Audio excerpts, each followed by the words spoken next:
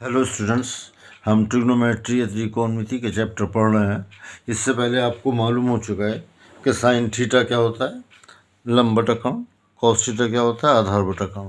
ठीक है, और ये ऐसी tangent theta, cot theta, sec theta और कॉसेक थीटा, इन सब के बारे में आपको बता दिया गया। कुछ क्वेश्चन भी किए थे जहाँ दे रखा था कि sine A is equal to 3/8, cos theta is equal to 5/7। तो यहाँ आपको ये यहाँ एक जनरल था कि 5 ए की साइन ए की वैल्यू इतनी है, कॉस ए की वैल्यू इतनी है। अब हम कुछ पर्टिकुलर एंगल्स ले रहे हैं कि 45, 6, जो स्टैंडर्ड एंगल्स जो हम पढ़ते हैं वो होता है 30, 45, 60, 90। ठीक है, इनकी वैल्यू तो हमें याद रखनी पड़ती है। वैसे आप वैल्यू किसी की भी निकाल सकते हैं, साइन 20 की निकाल सकते हैं, साइन 10 की निकाल सकते हैं, इसमें कोई प्रॉब्लम नहीं है।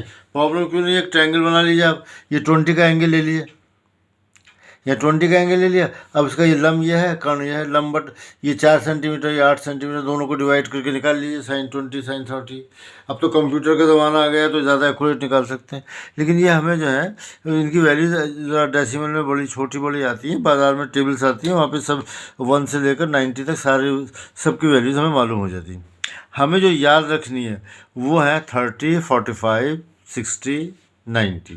ठीक है, इनकी वैल्यूज ऐसी होती है कि हम आसानी से याद कर सकते हैं। ठीक है, तो सबसे पहले मैं निकाल रहा हूँ साइन 30 वो 30 के हिसाब से, 45 के हिसाब से निकालिए। यहाँ मैं नाम ये ए लिख लेता हूँ, ये बी, ये सी, ये एंगल 45 का है, ये जो है 90 है लग्रांशियन। ये कितने को आपका ख्याल से, ये भी 45 को ही होगा, तीनों का समान 80 होता है। अब देखिए, इसकी वैल्यू निकालने के लिए हम ऐसा करते हैं कि इसे जो है ये सपोज कर लेते हैं। अब देखो, ये 45 का एंगल है, ये भी 45 का एंगल है। अगर किसी त्रिभुज में दो कोण बराबर हों, अगर किसी त्रिभुज में दो कोण बराबर हों तो भुजाएं भी बराबर होती हैं। ठीक है, तो हम जो है पाइथागोरस प्रमेय से ये निकालेंगे। पाइथागोरस थ्योरम कहाँ लगाते हैं हम, जहाँ पे कि एंगल जो है 90 का हो, वहाँ पर जो है हम पाइथागोरस थ्योरम लगा सकते हैं। कुछ याद है वैसे आपको क्या होता है पाइथागोरस थ्योरम? कई बार आती है, बहुत बहुत बार आती है, और ये बहुत मशहूर भी है। अगर पहले तो मालूम ही होगा मुझे उम्मीद है, लेकिन अगर नहीं मालूम तो ये याद रखिए, मैं अब भी लिखने जा रहा हूँ। तो ये पाइथागोरस थ्योरम हो गई है हमारे पास। ये हमसे कहती है कि कर्ण स्क्वायर बराबर, कर्ण कौन सा होता है, 90 के सामने का, लंब स्क्वायर प्लस आधार स्क्वायर, यानी ये जो भुजाएं दोनों। ठीक है, ये हमारे पास पाइथागोरस प्रमेय है कि लंब और लिख देता हूँ प्रमेय।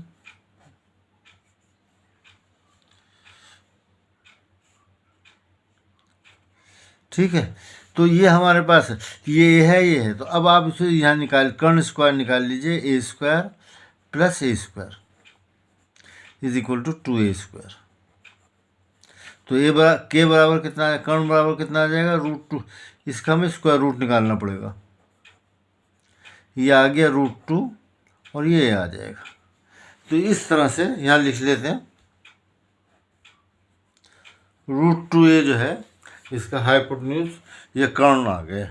सही है, तो यहाँ पर अब हम सब वैल्यूज निकालने की कोशिश करेंगे। साइन 45 ये कितना होता है आपको याद होगा, लंब बटा कर्ण। तो यहाँ से आ जाएगा a/√2, ए लंबी आ गई, ए से ए कैंसिल हो गया, तो ऊपर बचा 1 और नीचे √2 आ गया। ठीक है, इसी तरह से cos 45 निकाल लीजिए। cos 45 जब हम निकालेंगे तो ये आधार बटा कर्ण आता है। आधार बटा कर्ण कितना होगा, आधार यहाँ पे ए हो गया, कर्ण जो है √2a हो गया, ए से ए कैंसिल, यहाँ पर भी कैंसिल हो गया, 1/√2। ठीक है, अब आ जाइए टेंजेंट पर। टेंजेंट 45 क्या होता है, लंब बटा आधार। तो लंब कितना है ए, आधार कितना है ए, ये कैंसिल होके 1 आ गया। ठीक है, अब जो है हम उसके बाद किसका निकालें, अब आप कौशिक का निकाल लीजिए। ठीक, कौशिक का जो है ये आपको याद होना चाहिए कि ये साइन का उल्टा होता है, रेसिप्रोकल, व्युत्क्रम, यानी ये होता है 1/sin45। तो कहने का मतलब ये हुआ कि जो sin45 की वैल्यू है उसका आप रेसिप्रोकल लिख दें, व्युत्क्रम लिख दें। तो ये 1/√2 है, तो इसको ये आ जाएगा √2/1, जिसे हमने खाली √2 लिख दिया। अब आ जाइए sec45, ये cos का रेसिप्रोकल होता है, व्युत्क्रम होता है 1/cos45। इसकी वैल्यू भी 1/√2 आई थी, तो ये भी √2 हो गया। ठीक है, tan का रेसिप्रोकल, ये व्युत्क्रम क्या होता है, cot 45। ये हो जाएगा कितना है, 1 का रेसिप्रोकल 1 हो जाएगा, लिख देता हूँ 1 tan 45 = 1। ठीक है, तो ये आप आसानी से याद कर सकते हैं। बस इसमें ये याद रखना पड़ेगा आपको कि दोनों लंब और आधार दोनों बराबर होते हैं। पाइथागोरस थ्योरम से वो 1/√2 आ जाएगा, निकाल के देख लो। अब मतलब इसकी ज़रूरत नहीं आपको रटने की, जहन में बिठा लें, या ऐसे जैसे कहीं ज़रूरत पड़े तो जल्दी से ट्रायंगल बना के कर सकते हैं। ठीक है, सही है ना। जैसे आपको जो ये ट्रायंगल जहन में याद रख सकती है, इसको आप और ऐसे भी याद रख सकते हैं कि दोनों से इसकी दो साइड ये बराबर हैं। ये मत लिखिए ये 1 है, ये 2 है, सॉरी ये √2 है, 1² पर अंडर रूट लेंगे। ये याद रखिए 1 अब जो भी निकालना है आपको निकाल, टेंजेंट निकालना है तो लंब बटा था, साइन निकालना है तो 1/√2, तो है ना। रटने के अलावा सिर्फ इस फिगर को आप ध्यान में रखेंगे 1/√2, तो कोई प्रॉब्लम नहीं होगी। सही है, ये तो हमने साइन का निकाल लिया, ये आसान था इसलिए सबसे पहले निकाला है। अब हम निकालना है 60 डिग्री का। उसके लिए जो है हमने ऐसा किया, एक इक्विलेटरल ट्रायंगल बना ली। इसकी हर साइड हमने 2 ली, ये भी 2 है, ये भी 2a है। हमने एक ऐसी त्रिभुज बनाई है जिसकी तीनों भुजाएं जो है कितनी है, समबाहु त्रिभुज ली है जिसकी तीनों भुजाएं जो हैं 2a हैं। समबाहु त्रिभुज से कहते हैं इसकी तीनों भुजाएं बराबर हों, तो ये भी 2 है, ये 2 भी है। इस त्रिभुज के अंदर इसके तीनों कोण भी बराबर होते हैं, तो ये मान लो 60 डिग्री का है।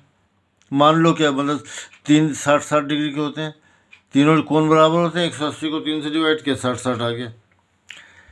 ये पूरा कोण भी, ये भी 60 का होगा, ये दोनों मिला के ना, ये पूरा 60 का होगा।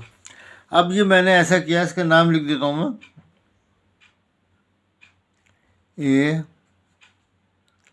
B C। यहाँ से मैंने ये लंब खींच दिया इस पर। लंब खींचने से आप ये देखिए दोनों त्रिभुज जो हैं कैसी हो गई, समरूप हो गई, नहीं सर्वांग सम हो गई, कॉन्ग्रुएंट हो गई है। कॉन्ग्रुएंट ट्रायंगल सर्वांग सम ट्रायंगल्स में वो कैसे हो गई, ये 2 है, ये 2a है। ठीक है, ये दोनों में कॉमन है।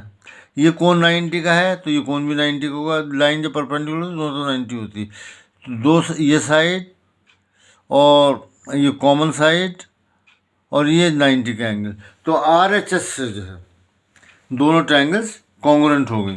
तो ये एंगल 30 का आ गया, ये 30 का, दोनों बराबर होगा ना ये एंगल, तो 30 के आ गए। सही है, तो अब जब ये दोनों और ये साइड इस साइड के बराबर आ गई, तो ये भी ये हो जाएगी, ये भी ये हो जाएगी। सही है, तो अब हम ऐसा करते हैं, इसके अंदर ये साइड और मालूम कर लेते हैं, ये वाली साइड। इसके अंदर ABC में पाइथागोरस थ्योरम लगाकर त्रिभुज लिख देता हूँ, ABC में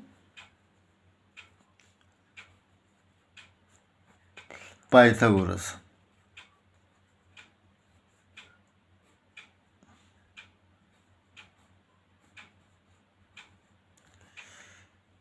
ये पाइथागोरस थ्योरम हमने यहाँ पर लगा दिया ना इसके।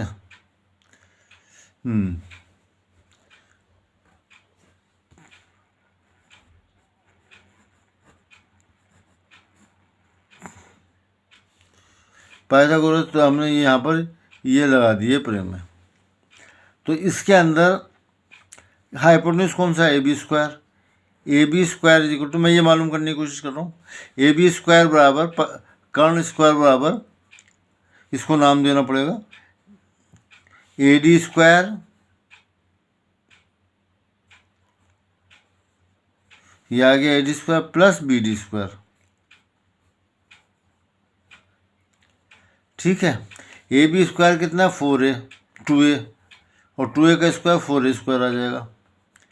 ए डी स्क्वायर तो हमें मालूम ही, ए डी तो हमें मालूम ही करना है, तो इसकी वैल्यू हमें कहाँ पता है? ये वैल्यू हमने निकाल ली थी, ये है।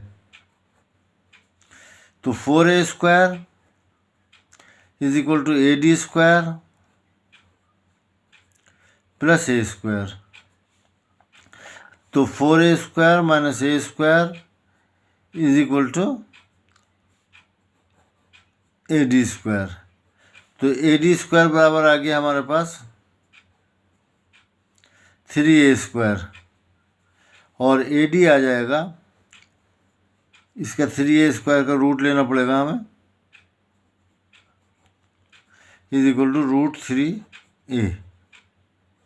इस तरह से ये भुजा जो है हमारे पास √3a आ गई। ठीक है, अब मैं जो है बाकी वैल्यूज इसके जैसे यहाँ निकाली थी ऐसे ही निकालने की कोशिश करते हैं। सिर्फ हम ये वाली त्रिभुज देखेंगे। कौन सी वाली? इसको नहीं देख रहा है, इस हिस्से को देखेंगे आप सिर्फ, ये ए बी डी। यहाँ से यही लिख लेता हूँ, मतलब फिर साइन ए बराबर साइन 60 बराबर, पहले 60 निकालें 30 निकालें। नहीं, देखिए ऐसा करते हैं, दूसरा पेज ले लेते हैं, लेकिन ये फिगर मैं ये यहाँ पर ही रखूँगा सामने आपके। ये जो है नहीं अभी सेट नहीं हुआ, ये इस तरह से कि ये, ताकि क्योंकि हमें एंगल लेना है तो 30 और 60 दोनों ही निकालने हैं यहाँ से में। ठीक है, ये फिगर आपके सामने है, यहाँ से निकालना शुरू करता हूँ मैं। पहले 60 का निकाल, चलो 30 का निकाल लेते हैं पहले। साइन 30, साइन 30 क्या होता है? लंब बटा कर्ण। देखो 30 ये है, तो 30 के सामने का लंब ये हुआ है ना, ये वाला, ये लंब होगा, ये आधार होगा, और ये कर्ण होगा साइन 30 के लिए। अभी सिर्फ 30 की बात हो रही है। तो अब यहाँ पर देखिए, तो लंब कितना है इसका? ये है आपका a,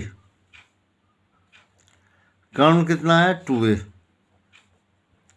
ये कैंसिल हो गया, तो ये आ गया हमारा 1/2। सही है। अब निकालिए cos 30, ये कितना होता है? आधार बटा कर्ण। तो ये कितना आएगा? आधार इसका यहाँ पर कितना है? √3a अपॉन कर्ण कितना है? 2a is equal to √3/2। Tangent 30 लंब बटा आधार। तो लंब इसका कितना है? a, आधार कितना है? √3a।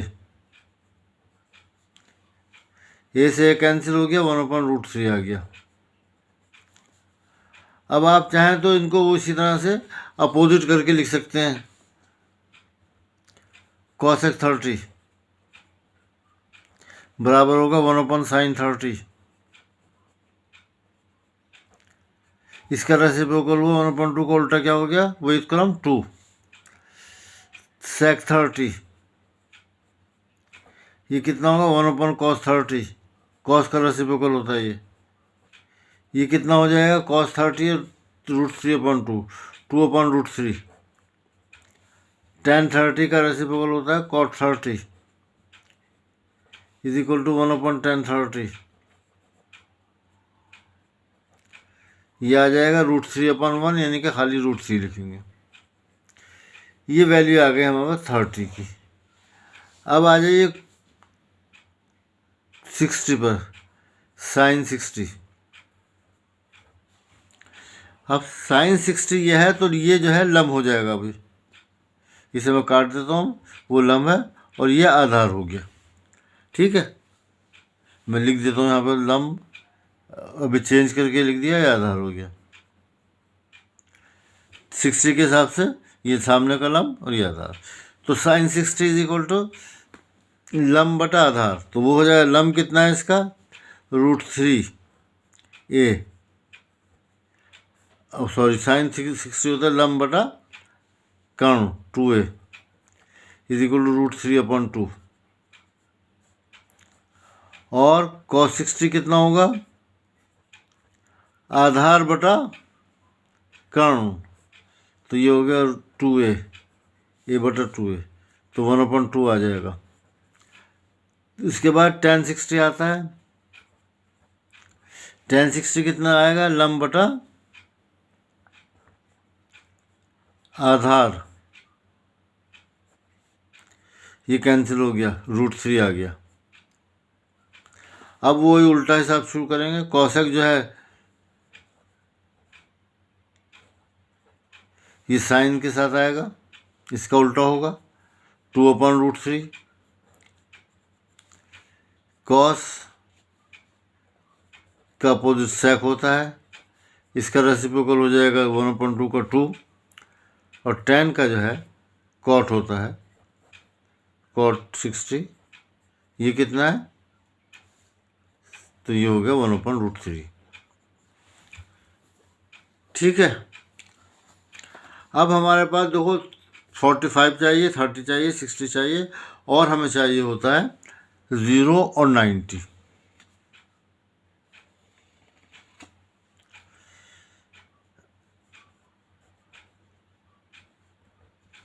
देखो 0 एंगल ये जो है हमारे पास क्या, इसके लिए मैं नीचे फिगर बना लेता हूँ। जब 0 एंगल बनेगा तो ये लाइन आगे मूव करेगी नहीं, जैसे ये हमारे पास आता है इस तरह से, और हमने ये जो है परपेंडिकुलर खींच दिया ये वाला, सही है। ये लाइन, ये तो आपका कर्ण है, ये आधार है, ये लंब है, तो इतना लंब। अब एंगल और छोटा होने दीजिए,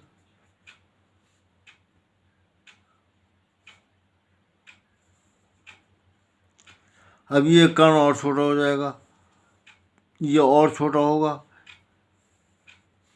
और जब ये बहुत छोटा हो जाएगा एंगल तो ये तकरीबन ये आएगा। और जब ज़ीरो रहेगा, जब ज़ीरो रहेगा तो ये बिल्कुल ही कर्ण बिल्कुल ही ख़त्म हो जाएगा।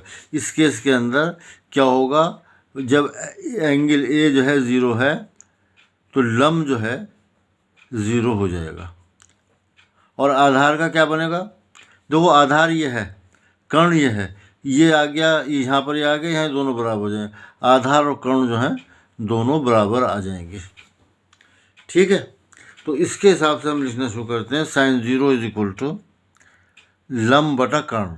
लंब जो है यहाँ पर बिल्कुल 0 है, ये है लंब जो है बिल्कुल 0 है, तो 0 बटा, चलो लंब बटा लिख देता हूँ मैं कर्ण, और क्योंकि 0 है और कर्ण कुछ भी होता रहे इसकी वैल्यू 0 ही रहेगी। ठीक है, अब आ जाइए आप cos 0। cos 0 की पोजीशन ऐसी है कि इसके अंदर क्या आता है, आधार बटा कर्ण। ये आधार और कर्ण दोनों बराबर हैं इस केस में, तो जब 0 होता है तो आधार बटा, ये कर्ण भी आधार के बराबर है, ये दोनों कैंसिल हो गए और 1 आ गया हमारे पास। अब आ जाइए टेंजेंट 0। टेंजेंट 0 जो है वो कितना होगा, याद करें कितना होता है, लंब बटा आधार। ठीक है, लंब कितना है इसमें, 0, आधार कुछ भी हो उससे कोई मतलब नहीं है हमें, तो इसके वैल्यू कितनी आ जाएगी, 0 आ जाएगी। कॉट जो है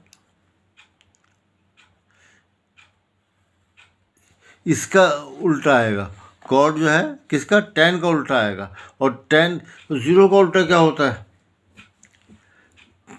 ज़ीरो का उल्टा क्या होगा ये बताइए मुझे। जैसे 0/1 लिखा हुआ है, इसका उल्टा क्या होगा, 1/0। ये 0 लिखा हुआ है, 0 बराबर 0/1, तो इसमें 0 नीचे आ जाएगा। और 0 से कोई भी नंबर जो है, कोई भी नंबर ऐसा नहीं होता जिसमें नीचे 0 आए। तो ये हम कहते हैं इसे अपरिभाषित है, यानी कि डिफाइन नहीं है। सही है, अपरिभाषित।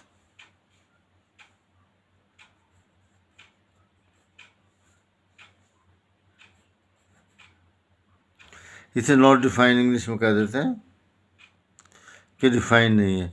और कुछ लोग इसे जो है सीधा सीधे ऐसे इन्फिनिटी लिख देते हैं। ठीक है, तो ये जो है इन्फिनिटी कहलाता है कि ये नॉट डिफाइन है।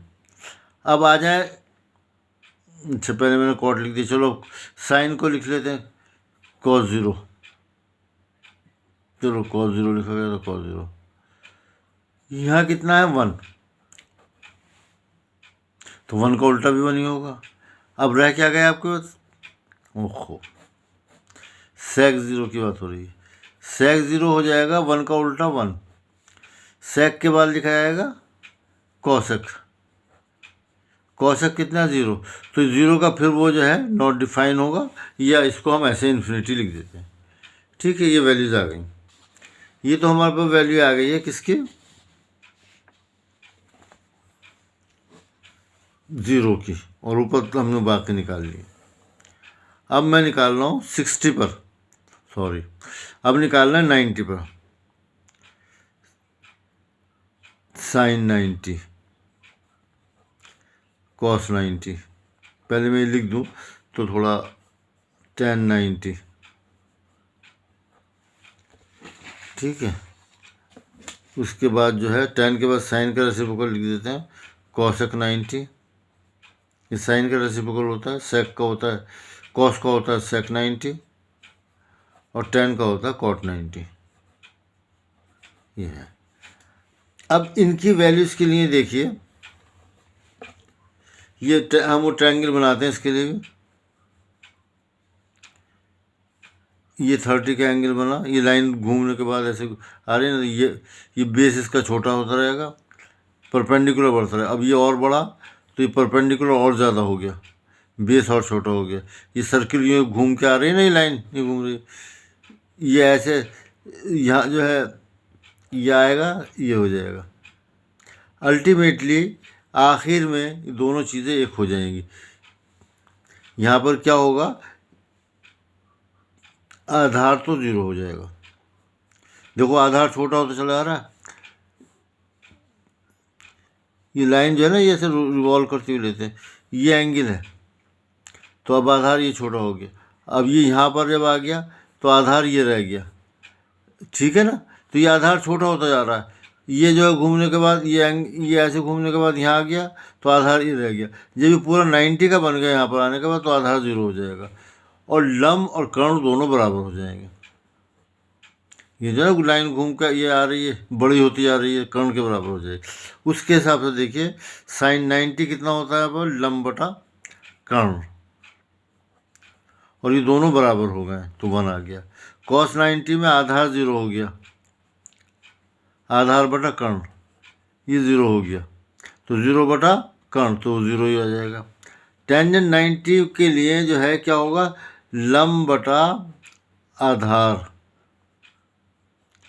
अब इसका लंब तो कुछ भी हो लेकिन आधार 0 है, तो इसके लिए कोई नंबर नहीं होता, और इसे हम अनडिफाइन कहते हैं। कॉसेक के लिए आपको 1 का रेसिप्रोकल लेना पड़ेगा इसका, तो ये 1 ही आ जाएगा। सेक के लिए इसे कॉस को पलटना पड़ेगा, और फिर ये नॉट डिफाइन आ जाएगा, 0 का उल्टा जो है नॉट डिफाइन होता है। ये बल्कि इन्फिनिटी का उल्टा जो है 0 होगा, और 0 का उल्टा इन्फिनिटी होगा। ये हमने लिखा सेक का। कॉट थीटा कितना है, इन्फिनिटी, तो वो टेंजेंट थीटा कितना है, इन्फिनिटी, तो कॉट थीटा 0 आ जाएगा। तो ये सारी वैल्यूज़ आपको याद होना चाहिए। ठीक है ना, तो ये आपको याद करनी है। इसको याद करने का कुछ लोग और तरीका बताते हैं, वो मैं आपको बता देता हूँ। वो मैंने टेबल बना ली थी थोड़ी, ताकि सही है आप, ताकि लिखने में आसानी है। देखिए पहले जो है आप इस 0/4, 1/4, 2/4, 3/4 इस तरह से ऑर्डर में लिख लेते हैं कुछ, ठीक है, ये ऐसे लिख लेते हैं। तो अब ये वैल्यूज जो आ रही हैं, ये जो वैल्यूज आई हैं, ये साइन की वैल्यूज हैं। 0/4 पहले ऊपर 0 है, 1 है, 2 है, 3 है, 4 है, नीचे हर जगह 4 है और सब पे स्क्वायर रूट है। तो 0/4 0 हो गया, इसका स्क्वायर रूट 1 0 आ गया। 1 का स्क्वायर रूट 1 आएगा, ये साइन की वैल्यू आएंगी चारों की चारों। 1/2 ये कैंसिल कर दिया इसे, तो ये 1/2 आ गया, ऊपर का स्क्वायर रूट 1 और ये √2, ये √3 और नीचे का स्क्वायर रूट 2 आ गया। ये 4 से 4 काट दिया तो ये 1 आ गया। कॉस के लिए ये करते हैं कि इसको इधर से लिखना शुरू करते हैं, पहले 1, फिर √3/2, फिर 1/√2, फिर ये 1/2, फिर ये 0। तो कॉस की वैल्यू उल्टी हो जाती है। टेंजेंट के लिए इन दोनों को डिवाइड, साइन ए अपॉन कॉस है, तो इन्हें डिवाइड करिए। 0 को 1 से डिवाइड किया, 0 आ गया। इसे डिवाइड किया तो 2 से 2 कैंसिल हो जाएगा, 1/√3 आ जाएगा। इसे डिवाइड करेंगे, दोनों बराबर हैं, 1 आ जाएगा। यहाँ फिर 2 से 2 कैंसिल हो जाएगा, √3 आ जाएगा, √3/1 आएगा, वो लिखेंगे नहीं। और जब हम 1 को 0 से डिवाइड करेंगे तो ये कुछ नहीं आएगा, ये नॉट डिफाइंड रहेगा, नीचे 0 नहीं आना चाहिए। कॉसेक के लिए आपको इसको पलटना है। कॉसेक बराबर होता है 1/sin थीटा, है ना। तो यहाँ पे 0 को पलटेंगे तो ये तो फिर वही नॉट डिफाइन आ गया। 1/2 का 2 आ गया, 1/√2 का √2 हो गया, इसका हो गया 2/√3। और 1 का रेसिप्रोकल तो 1 ही होता है। अब आ जाए 1 का 1, सेक जो है कॉस का उल्टा है, तो 1 का 1, 2/√3/2 का 2/√3, सही है। और इसका 1/√2 का √2, और ये फिर √2, और 0 का इन्फिनिटी। 0 को पलटेंगे तो इन्फिनिटी, और इन्फिनिटी को पलटेंगे तो 0। अच्छा जी, अब कॉट जो है tan का उल्टा होगा, tan ये है, तो 0 का उल्टा इन्फिनिटी, 1/√3 का उल्टा √3, और 1 का उल्टा 1, ये 1/√3, और इन्फिनिटी को जब हम व्युत्क्रम क्रम लेते हैं तो 0 आ जाता है। तो इस तरह से भी आप इनकी वैल्यूज याद कर सकते हैं, लेकिन मेरे ख्याल से वो ट्रायंगल वाली ज़्यादा आसान है कि अगर 45 का है एंगल तो आपको ये 45 हो जाता है, ये 45, ये दोनों साइडें बराबर हैं, ये 1 1, ये √2 आ जाती है। अब निकाल लो जो भी आपको, sin 45 this upon this, cos 45 this upon this, tangent theta this upon this, ऐसे आप करके निकाल सकते हैं। 60 में और 30 में भी आप आसानी से याद कर सकते हैं। 30 यहाँ लिख लो या 60 लिख लो, कोई बात नहीं, बस इसमें नंबर आते हैं, यहाँ तो 2 आता है, 30 के सामने 1 आएगा, 30 यहाँ लिखो तो 1 है, ये √3। अब ये सारी आपके पास वैल्यूज आ जाएंगी। sin 30 1/2, cos 30 √3/2, tangent 30 1/√2। वो याद होना चाहिए आपको, sin थीटा पर लंब बटा आधार, वो लंब बटा कर्ण, cos थीटा बराबर आधार बटा कर्ण, ये सब याद होना चाहिए। तो इन्हें आप याद कर लीजिए, तो उसके बाद जो है हम नई वीडियो में ये इसकी वैल्यूज़ निकालेंगे, है ना, क्योंकि काफ़ी कुछ है और जब तक याद नहीं होंगी वैल्यूज़ तो आपको क्वेश्चन करना मुश्किल हो जाएगा। और एक दफ़ा याद कर लें तो फिर ये आपको काफ़ी दिनों तक काम करेगी। ठीक है, थैंक यू वेरी मच, और इसे सब्सक्राइब कर दीजिए।